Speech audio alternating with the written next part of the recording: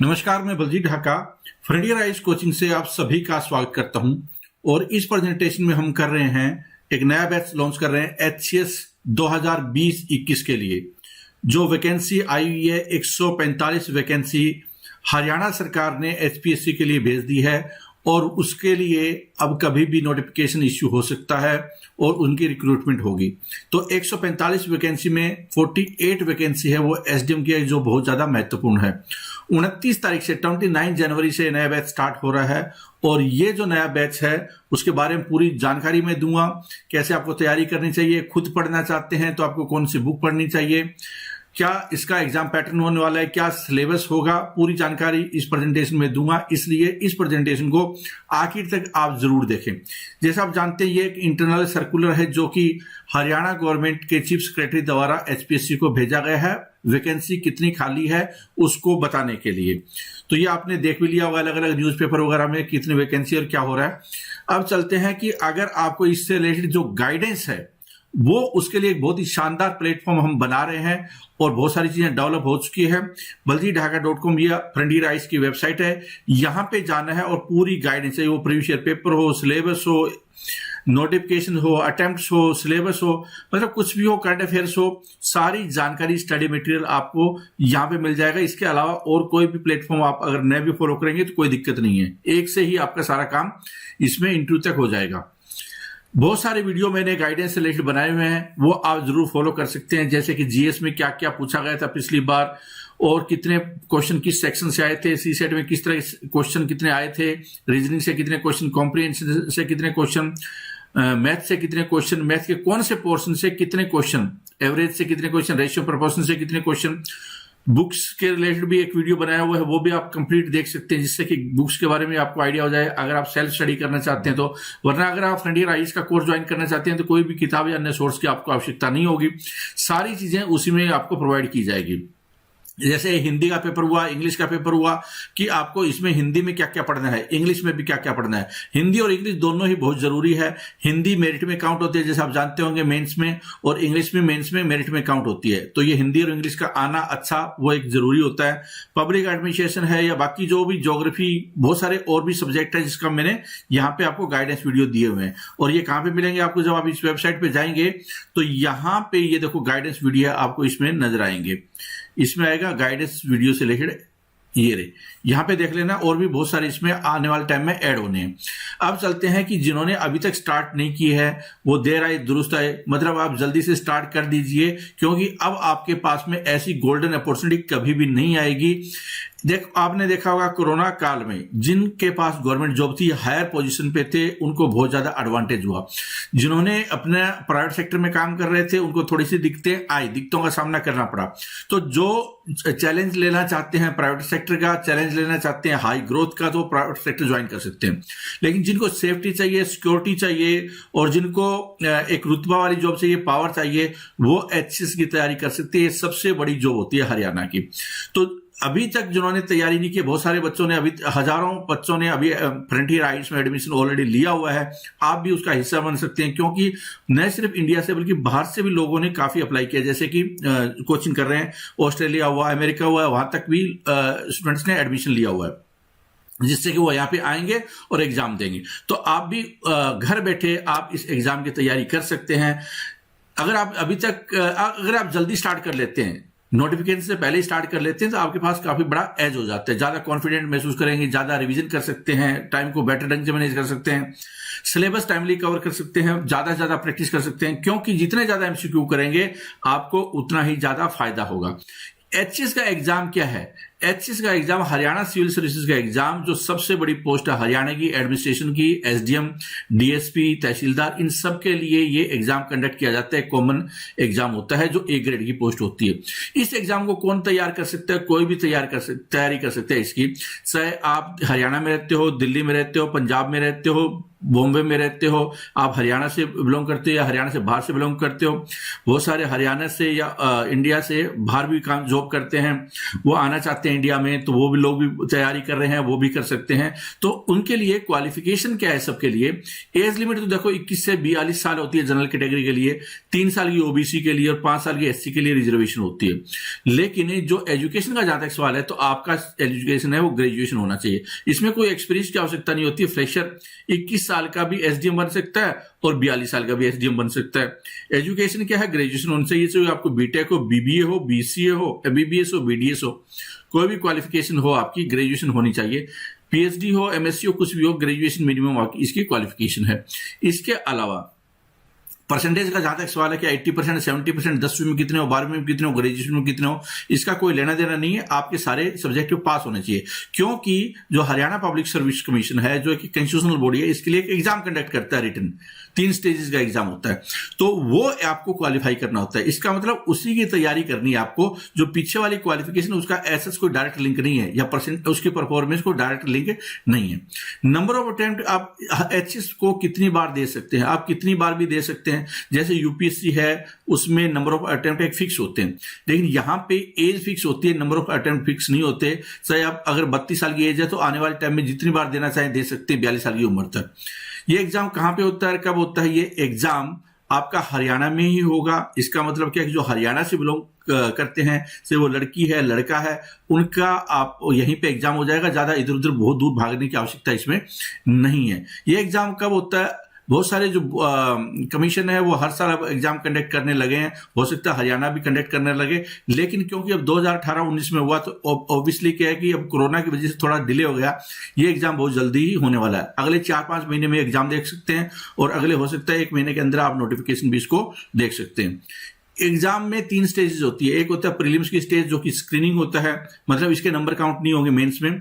दूसरा होता है मेंस का एग्जाम, जो कि मेरिट पर्पज के लिए होता है, और तीसरा होता है इंटरव्यू, वो भी मेरिट पर्पज के लिए होता है। मतलब कि सेकंड मेंस और इंटरव्यू ये दोनों जुड़ते हैं। जो प्रीलिम्स का एग्जाम होगा, हम आगे डिस्कस करेंगे, इसके 2 पेपर होते हैं। जो प्रीलिम्स होता है स्क्रीनिंग होता है, लेकिन ये बहुत ज्यादा इसलिए इंपॉर्टेंट है क्योंकि अगर आपने ये क्वालिफाई नहीं किया तो मेंस में आप नहीं पहुंच पाएंगे। तो इसको क्वालिफाई करना भी बहुत ज्यादा जरूरी होगा आपके लिए, या इनफैक्ट क्या है कि बिना क्वालिफाई तो आगे बढ़ेंगे ही नहीं।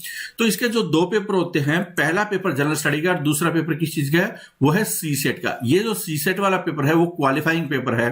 पहले इसके बारे में डिस्कस कर लेते हैं। देखो, अगर आपके 33% नहीं आते हैं तो इसका मतलब क्या है? इसमें से आपने कितना ही स्कोर किया हो, आपका उसका कोई फायदा नहीं है, क्योंकि आप एग्जाम से बाहर हो गए हैं। ठीक है, तो इसलिए इस एग्जाम में 33% कोई ज्यादा बड़ी बात नहीं है। हालांकि 0.25 नेगेटिव मार्किंग है, 100 क्वेश्चन आएंगे, 100 नंबर का ये एग्जाम होने वाला है। एक क्वेश्चन 1 नंबर का होता है, 0.25 नेगेटिव मार्किंग होती है, 2 घंटे का टेस्ट होता है, जिसमें मैथ, रीजनिंग और कॉम्प्रिहेंशन मुख्यतः 3 चीजें आती है इसमें। लेकिन जो कॉम्प्रिहेंशन है, अगर उसमें आप अच्छे हैं तो काफी आपकी मदद हो जाती है, वरना आप रीजनिंग में अच्छे होने चाहिए, कम से कम 2 सब्जेक्ट में, एक में बहुत अच्छा हो, एक में एवरेज हो, या फिर क्या है कि आपका मैथ अगर अच्छा है तो आपको काफी फायदा होगा। इसका जो लेवल है वो कुछ ज्यादा नहीं होता, 10वीं तक का लेवल होता है, लेकिन जिन बच्चों की प्रैक्टिस नहीं है, जो पहली बार कर रहे हैं, उनके लिए टाइम एक बड़ा मुद्दा हो सकता है। तो इसलिए अगर आपने कोई कंपटीशन एग्जाम की तैयारी नहीं की है, जैसे कि एसएससी है, रेलवे है, बैंकिंग की, तो आपके लिए थोड़ा सा इसमें मेहनत करने की आवश्यकता होगी, लेकिन इसको गंभीरता से जरूर लें, कहीं ऐसा ना हो कि इसमें क्वालिफाइंग नंबर है वो भी ना आ पाए। तो 33% है, कोई बड़ी बात नहीं है, मुश्किल भी नहीं है, आसान है, लेकिन गंभीरता और इस पे नजर रखने की आवश्यकता है। दूसरा जो पेपर होता है, या इनफैक्ट पहला जो पेपर होता है, वो होता है जनरल स्टडी का। ये दोनों पेपर एक दिन में हो जाता है, एक सुबह होता है, एक हो जाता है शाम को पेपर, 2-2 घंटे के पेपर होते हैं।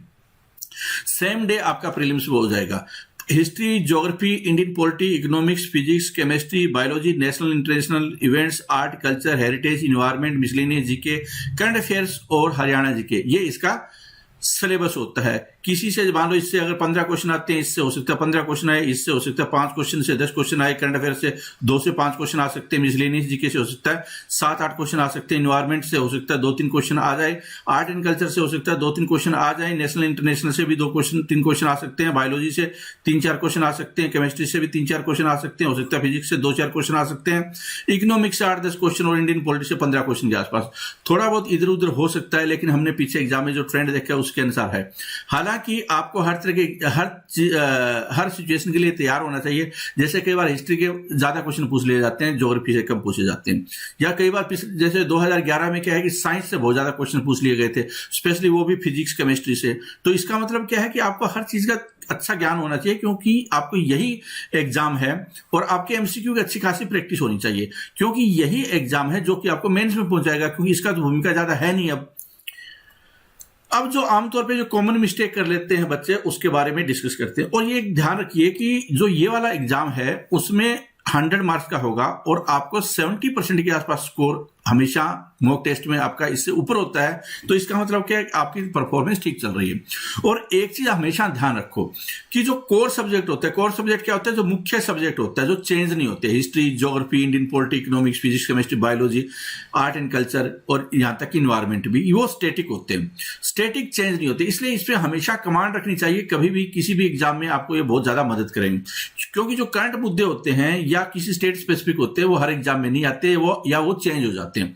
तो वो बाद में आप कर सकते हैं, लेकिन पहले आपकी जो पकड़ है वो बहुत अच्छे ढंग से होनी चाहिए। कोर सब्जेक्ट होते हैं, स्टैटिक सब्जेक्ट होते हैं, उनके साथ में जो चेंज नहीं होते, इससे आपको काफी मदद मिल जाएगी। अब देख लेते हैं कॉमन मिस्टेक बाय स्टूडेंट कौन सी आमतौर पे। एक तो क्या करते हैं कि बच्चे वेट करते रहते हैं, कभी नोटिफिकेशन आएगा, एडमिट कार्ड आएगा, फॉर्म निकलेंगे, फिर हम तैयारी करेंगे, एग्जाम सेंटर आएगा, मतलब ये सपनों में घूमते रहते हैं। लेकिन जो बच्चे सीरियस है वो लगातार तैयारी करते रहते हैं, वो इस बात का कभी वेट नहीं करते कि नोटिफिकेशन आएगा, ये आएगा, वो हमेशा तैयारी रखते हैं। और जब ये एग्जाम एडमिट कार्ड आ जाता है, नोटिफिकेशन आ जाता है, उस टाइम में एक्शन लेने की आवश्यकता होती है। उस टाइम में क्या होता है कि आपको ज्यादा से ज्यादा प्रैक्टिस करने की आवश्यकता होती है, रिवीजन करने की आवश्यकता होती है। तो इसलिए अच्छा, कई बच्चे क्या करते हैं कि सारा दिन हरियाणा जीके पढ़ते रहेंगे। अब भाई हरियाणा जीके तो आसान होता है, और हरियाणा जीके के मान लो 7-8 क्वेश्चन आते हैं, उसमें 5-6 क्वेश्चन तो इकोनॉमिक सर्वे के में ही आपको मिल जाएंगे। तो इसका मतलब क्या है कि जो 2-3 क्वेश्चन के लिए जो कि लगभग सभी कर देंगे और 7-8 दिन में किया जा सकता है, उसके लिए आपको इतनी मेहनत करने की आवश्यकता नहीं है। आपको जो मेहनत करने की आवश्यकता है वो आपके कोर सब्जेक्ट पे है, क्योंकि वहां पे घमासान होना है, वहीं पे असली होता है। और जिसका साइंस बैकग्राउंड नहीं है उसको साइंस मजबूत कर लेनी चाहिए, ठीक ठाक लेवल की साइंस आ जाती है स्टेट पीसीएस में। इसके अलावा क्या करना होता है आपको कि कई बच्चे करंट पे इतना फोकस कर लेते हैं, 3-4 घंटे हिंदू पढ़ लेंगे, 3-4 घंटे वो और पढ़ते रहेंगे, 5-6 घंटे करंट पे फोकस कर लेते हैं। आपको इस बात की जानकारी होनी चाहिए कि अभी जो करंट पढ़ रहे हो और 4-5 महीने के बाद जो एग्जाम होगा, हो सकता है जो आप पढ़ रहे हो वो पुराना ही हो जाए। तो इसलिए उस टाइम पे आप बहुत ज्यादा मतलब फोकस नहीं करें, 1 घंटा मैक्सिमम आप फोकस कर सकते हैं। अखबार पढ़ना है तो आपको आधा घंटा 1 घंटा, अगर आपकी एफिशिएंसी ठीक हो गई है, वो काफी होता है इस एग्जाम के लिए। लेकिन ऐसा नहीं है कि वो आप तांडव मचा दें उस चीज का। Not understanding who is real competitor, आपके रियल कॉम्पिटिटर वो नहीं है कि छोटे एग्जाम की तैयारी कर रहे हैं, वो है जो कि मेंस लिखने की एबिलिटी रखते हो, इंटरव्यू तक पहुंचने की एबिलिटी रखते हो, यूपीएससी की तैयारी कर रहे हो, और जिन्होंने काफी जो स्टैंडर्ड किताबें हैं या कोचिंग वगैरह ली हुई है, वो एक्चुअल में रियल कॉम्पिटिटर है। ठीक है। नॉट डूइंग राइटिंग प्रैक्टिस, आमतौर पे क्या होता है कि बच्चे को लगता है कि एमसीक्यू कर लूंगा एग्जाम में क्वालिफाई कर दूंगा। ये देखो, कोई एसएससी का एग्जाम नहीं है, कोई सीजीएल का एग्जाम नहीं है, कोई बैंकिंग का एग्जाम नहीं है, ये एक सिविल सर्विसेज का एग्जाम है। और वहां पे जो मेन परीक्षा होनी है वो तो रिटन टेस्ट होगा आपका। रिटन का मतलब हुआ कि वहां पे एमसीक्यू फॉर्मेट नहीं होगा, आपको वहां पे होगा हिंदी का पेपर, इंग्लिश का पेपर, जीएस का पेपर, एक ऑप्शनल सब्जेक्ट का पेपर, और 3-3 घंटे के जो पेपर होंगे, टोटल 12 घंटे के आपको लिखने वाली चीजें करनी है। तो अच्छी खासी लिखने की आपकी प्रैक्टिस हो जानी चाहिए। कई बार क्या करते हैं कि सीसेट को नजरअंदाज कर देते हैं। देखो, हो सकता है कि एक बच्चे के लिए क्वालिफाई करना बहुत आसान हो, लेकिन ये हर बंदे के लिए क्वालिफाई करना आसान नहीं होगा। तो जिन्होंने मैथ काफी समय से नहीं पढ़ा है या रीजनिंग नहीं पढ़ा है, वो जरूर मैथ, रीजनिंग और कॉम्प्रिहेंशन का जरूर सहारा ले। और जिनकी अंग्रेजी अच्छी नहीं है, देखो सबसे बड़ी बात है कि अगर किसी की इंग्लिश अच्छी नहीं है तो वो इंग्लिश को इंप्रूव करने पर फोकस करें। कई बच्चे क्या कि भागते हैं, इंग्लिश से नफरत करते हैं, तो जो इंग्लिश से नफरत करते हैं एग्जाम में वो पिछड़ जाएंगे। एग्जाम उससे नफरत करेगा, वो बड़ी जॉब के लिए दिक्कतें आएंगी उनको। इसलिए अपने एटीट्यूड को, अपनी जो मानसिकता है उसको थोड़ा ठीक कीजिए, और इंग्लिश को भी सीखिए, टेक्नोलॉजी को भी सीखिए, कंप्यूटर को भी सीखिए। ऑनलाइन चीजें जितनी ज्यादा पढ़ पाएंगे आप एफिशिएंसी डेवलप कर पाएंगे, और जो हाई क्वालिटी के जो स्टूडेंट है जिन्होंने अच्छी तैयारी की है उनके साथ में मुकाबला कर पाएंगे। कुछ बच्चे हिंदी को बिल्कुल नजरअंदाज कर देते हैं, हिंदी को भी नजरअंदाज नहीं करना है, क्योंकि मेंस में हिंदी का भी पेपर होना है 100 नंबर का, और वो मेरिट में काउंट होगा। तो कई बच्चों को बिल्कुल भी लिखनी नहीं आती है, उनके लिए एक चिंता का विषय है, क्योंकि 100 नंबर को एडजस्ट करना फिर उनके लिए बहुत मुश्किल हो जाएगा। कई बच्चे उनका डिस्ट्रैक्शन बहुत होता है, सोशल मीडिया यूट्यूब पे लगे रहते हैं सारा दिन, उनको लगता है कि यूट्यूब पे बहुत बढ़िया पढ़ाई हो रही होगी। एक्चुअल में क्या है, यूट्यूब पे प्रमोशन के लिए एक पार्ट है यूट्यूब। इसके अलावा क्या होता है कि कुछ हो सकता है ज्यादा आपको वीडियो देखने को मिल जाए, लेकिन वो अरेंज वीडियो या इस तरह से नहीं है जो कि आपकी वैल्यू एडिशन बहुत अच्छे ढंग से हो पाए, या आप हो सकता है इतने समझदार नहीं हो कि राइट ढंग से राइट कंटेंट आप पढ़ पाए। मतलब टाइम वेस्टेज का जरिया न बनाए सोशल मीडिया को, और डिस्ट्रैक्ट न हो। आपको सीरियस होकर ज्यादा से ज्यादा सेल्फ स्टडी के ऊपर फोकस करने की आवश्यकता होगी। सेल्फ स्टडी का मतलब यह है कि आपको पीडीएफ है या जो वीडियो देखना है उसको स्पीड पे देखना है, टाइम वेस्ट नहीं करना, लिख लिख कर देखना है चीजें, राइटिंग वाली जो चीजें होती है। Not able to integrate prelims and mains, आपकी कोशिश यही होनी चाहिए कि मेंस को आप पूरी पकड़ में रखें। हमने मेंस का एक अलग से भी बैच स्टार्ट किया हुआ है, हालांकि जो इस बैच को लेगा उसमें मेंस वाला भी हिस्सा है। तो प्रीलिम्स और मेंस जिसमें कि हम राइटिंग की प्रैक्टिस कराते हैं, बहुत सारे बच्चे लिख भी रहे हैं, कुछ बच्चे लिख नहीं रहे हैं, कम से कम वो समझ पा रहे होंगे कि जो कैसे लिखना है, उनको पेपर पर पता चल रहा है, तो कहीं ना कहीं इंगेज्ड है। तो जो बच्चे इंगेज्ड नहीं है मेंस के साथ में, वो जल्दी से अपने आप को इंगेज करें। प्रीलिम्स मेंस में हिंदी, इंग्लिश, जीएस का रोल बहुत ज्यादा इंपॉर्टेंट होता है। अब थोड़ा सा एक बार देख लेते हैं कि जो प्रीलिम्स आता है उसमें जनरल स्टडी होगी, और जनरल स्टडी के साथ में सी सेट होगा, वो 100 नंबर के होते हैं। 2 घंटे के ये पेपर होते हैं, 2 घंटे का ये पेपर होगा और 2 घंटे का ये पेपर होगा, 4 घंटे का पेपर होगा। जो ये वाला पेपर है उसमें दोनों में 0.25 नेगेटिव मार्किंग है। तो एक चीज का ध्यान रखना है कि ये वाला जो पेपर है ना, ये ही आपका मेरिट में, मतलब ये काउंट होगा कि प्रीलिम्स क्वालिफाई हुआ है या नहीं हुआ है। जनरल स्टडी बहुत ज्यादा इंपॉर्टेंट है और ये आपको मेंस में भी हेल्प करेगी, और ये एसे राइटिंग में भी, एसे राइटिंग का मतलब कि हिंदी इंग्लिश का पेपर है, उसमें भी मदद करेगी। तो जो जनरल स्टडी में बहुत स्ट्रॉन्ग पोजीशन रखता है, पॉलिटी अच्छी आ रही है, इकोनॉमिक्स आ रही है, ज्योग्राफी आ रही है, हिस्ट्री आ रही है, उसको साइंस भी आ रही है, टेक्नोलॉजी भी आ रही है, तो और इन्वायरमेंट के इश्यू भी आ रहे हैं, एजुकेशन के इश्यू भी आ रहे हैं, सोशल इश्यू भी समझ पा रहा है वो, तो एक उनकी अच्छी पकड़ हो जाएगी मेंस के ऊपर भी, और वो ऑप्शनल सब्जेक्ट में भी मदद करेगी। तो जो मेंस का देख लेते हैं अभी, 100 नंबर का हिंदी का पेपर, इंग्लिश का पेपर 100 नंबर का, और ये पेपर किस तरह के आते हैं, हमारी वेबसाइट पे जाएंगे, वहां पे पिछले साल के जो पेपर है वो देख सकते हैं। जैसे कि एग्जाम्पल के तौर पर हिंदी और इंग्लिश के दोनों पेपर में 30-30 नंबर का एसे राइटिंग आती है। तो एसे राइटिंग अगर आप अच्छे लिखने आएगा आपको, तो ऑब्वियसली क्या स्कोर भी अच्छा आएगा। जीएस में अगर अच्छा स्कोर कर पाएंगे, मतलब उसके आपस में लिंक बन जाता है। जीएस पहले 100 नंबर का होता था, अब 200 नंबर का। ऑप्शनल सब्जेक्ट पहले 100 नंबर का होता था, अब 150 नंबर के 2 पेपर होते थे, अब एक ही पेपर होगा 200 नंबर का। तो ये क्या है कि कुल मिलाकर आपका 600 मार्क्स का पेपर होने वाला है मेंस का, और उसके बाद में 75 मार्क्स वो क्या होता है, वो इंटरव्यू का होता है। तो ये इंटरव्यू का और ये मेंस का। मेंस में जब आप क्वालिफाई हो जाते हैं तो इंटरव्यू में पहुंचते हैं। तो जितनी वैकेंसी होती है, मान लो 145 वैकेंसी है, उसका 15 गुना है वो मेंस में पहुंचेंगे, और उसका वैकेंसी का आप 3 गुना है वो कहां पे पहुंचेंगे, इंटरव्यू में आएंगे। तो ये एक रेशियो रहता है, इसलिए मेंस में अच्छा स्कोर करना बहुत ज्यादा इंपॉर्टेंट है। आपको एक बहुत ही अच्छा स्कोर इसमें करना पड़ेगा। अच्छा स्कोर की डेफिनेशन क्या है, उसके लिए मैंने एक अलग से ही वीडियो बनाया हुआ है, जिसमें ये बताया गया है कि इंटरव्यू में आमतौर पे कितने नंबर दिए जाते हैं। तो देखो, पिछली बार 38 से लेकर 53 के बीच में सबको दिए गए, मिनिमम 38 और मैक्सिमम 53। आप और फिर मैंने उसमें यह भी बताया उस वीडियो में कि मेंस में कितने कितने नंबर आमतौर पे आ रहे हैं। ठीक है, मेंस में हाईएस्ट कितने हैं, लोवेस्ट मतलब जो आखिरी पोजीशन थी कितने है। तो वो वीडियो आप जरूर देख सकते हैं, आपको इसी चैनल पे आप सर्च कर सकते हैं, वो आपको मिल जाएगा। वहां पे इंटरव्यू का एनालिसिस करके आपको वीडियो देखना है। आगे देखिए, लिस्ट ऑफ ऑप्शनल सब्जेक्ट। आपको इन सब्जेक्ट में से ही एक सब्जेक्ट है वो लेना है ऑप्शनल सब्जेक्ट के रूप में, और कोई जरूरी नहीं है आपने ग्रेजुएशन में वो पढ़ा हो।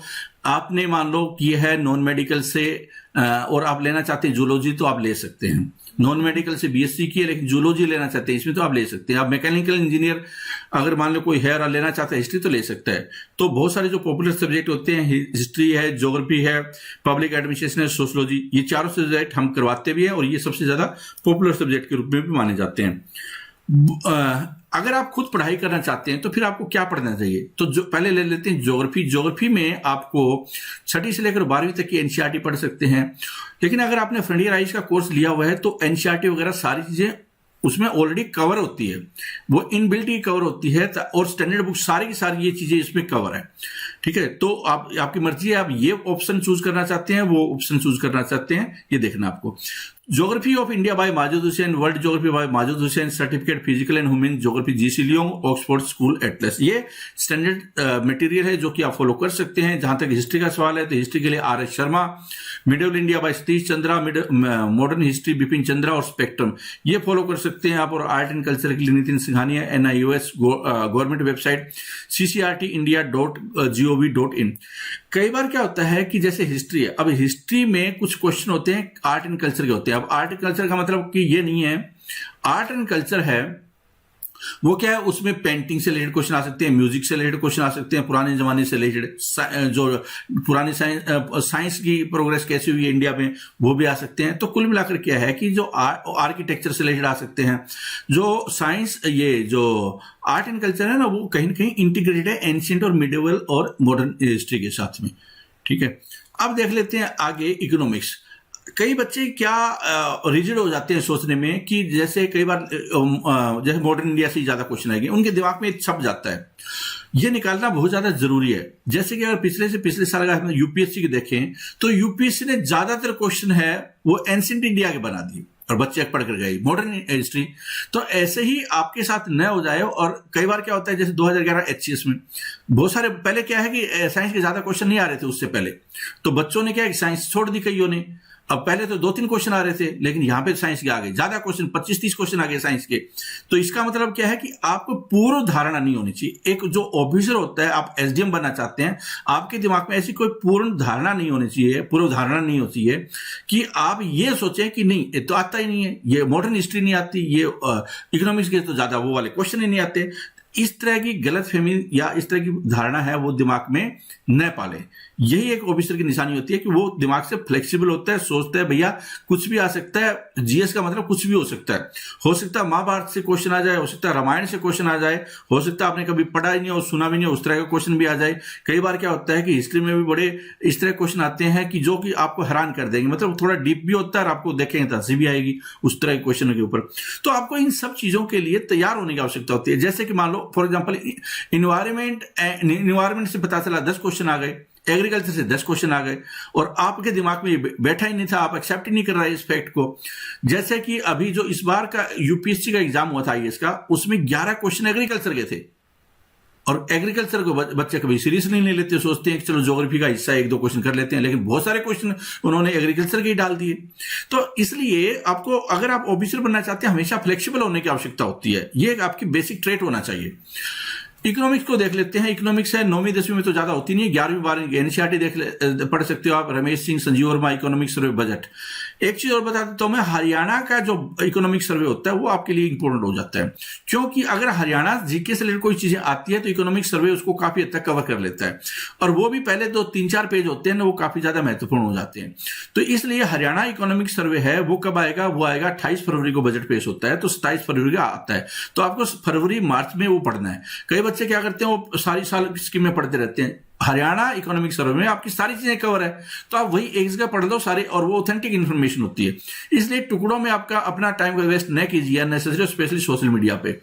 ठीक है, इंडियन पॉलिटी 6ठी से 12वीं में पढ़ सकते हैं। M Laxmikant, DD Basu, PRS। कई बच्चे क्या करते हैं, उनको लगता है लक्ष्मीकांत पढ़ ली, 5-7 बार पढ़ ली तो सब कुछ हो जाएगा। ऐसा नहीं है। लक्ष्मीकांत पढ़ने का मतलब ये नहीं है कि आप सारे पॉलिटी के क्वेश्चन आंसर दे पाएंगे। आपको इस बात का ध्यान रखना है कि MCQ किसी भी रूप में पूछे जा सकते हैं। और देखो, अगर मान लो सारे लोग लक्ष्मीकांत पढ़ेंगे तो कईयों का सिलेक्शन होता है, कईयों का बहुत बुरा स्कोर होता है। ऐसा डिफरेंस क्यों है?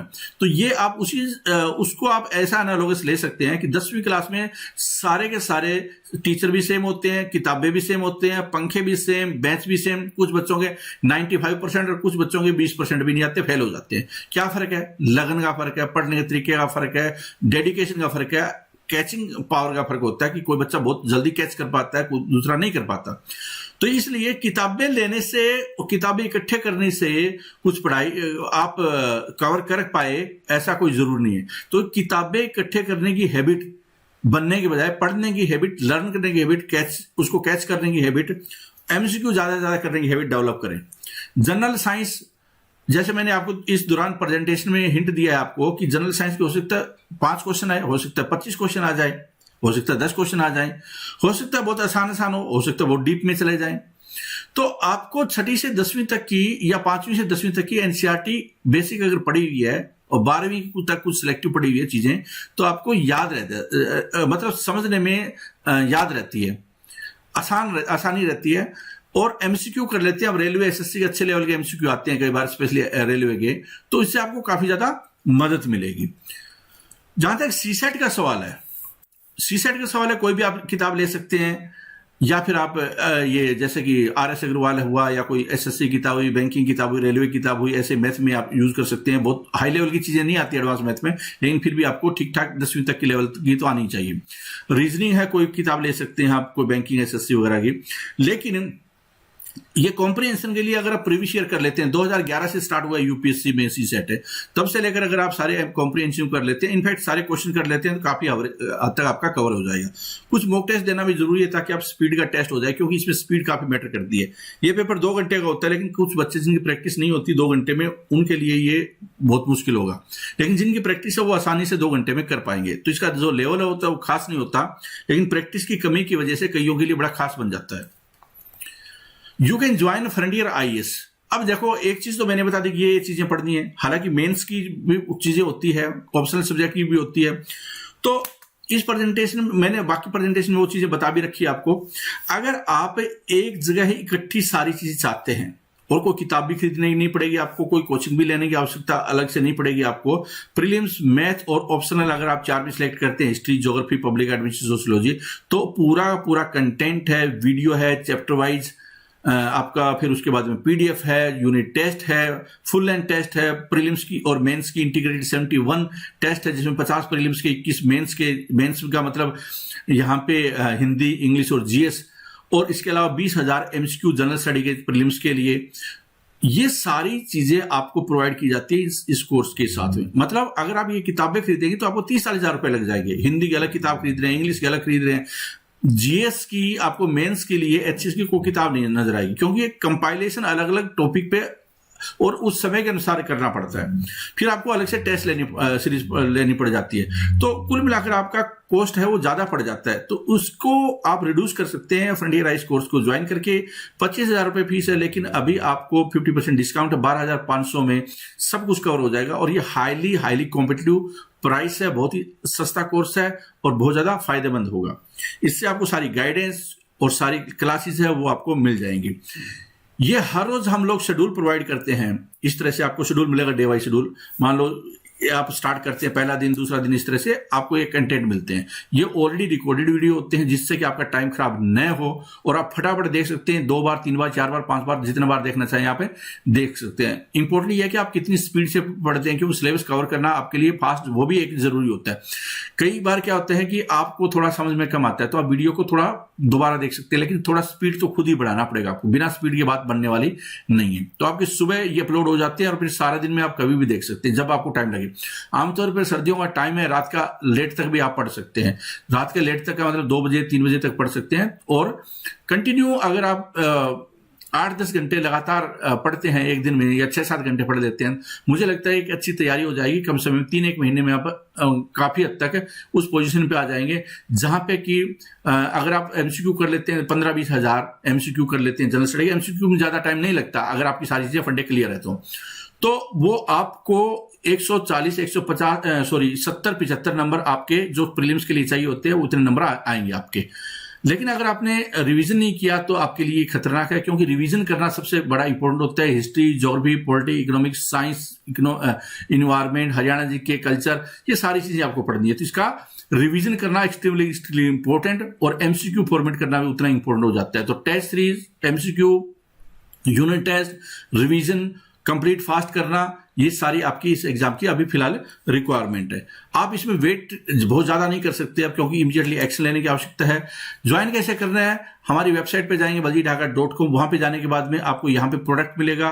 प्रोडक्ट में जाने के बाद में आपको इस तरह से मिलेगा। अगर आप आईएएस का ज्वाइन करना चाहते हैं, आईएएस का, एचएस का करना चाहते हैं, एचएस का, अगर दोनों करना चाहते हैं तो आपको कहीं ना कहीं यहाँ पे दोनों का ही मिलेगा। नीचे आपको लिस्ट लगी होगी, दोनों का भी आप ज्वाइन कर सकते हैं, कॉम्बो एचएस और आईएएस का। तो फिलहाल ये, क्योंकि एचएस से रिलेटेड प्रेजेंटेशन है, एचएस का जो प्राइस है वो अभी सिर्फ और सिर्फ 12,500, जिसमें सब कुछ कवर है। क्या कवर है उसमें? प्रीलिम्स कवर है, प्रीलिम्स का जीएस कवर है, सी सेट कवर है, प्रीलिम्स के सारे सब्जेक्ट कवर है, हिस्ट्री, ज्योग्राफी, पॉलिटी, इकोनॉमिक्स, सारे के सबके video, current affairs, Haryana GK, सबके वीडियो आपको मिलने वाले हैं। इसके अलावा हरियाणा का जो इकोनॉमिक्स वो सारी चीजें मिलने वाली है।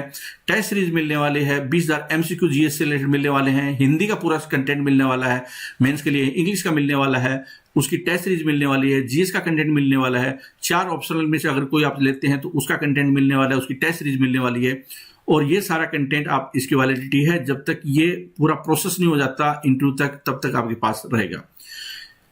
और बहुत सारी चीजें हम लोग इस पोर्टल पे लाएंगे।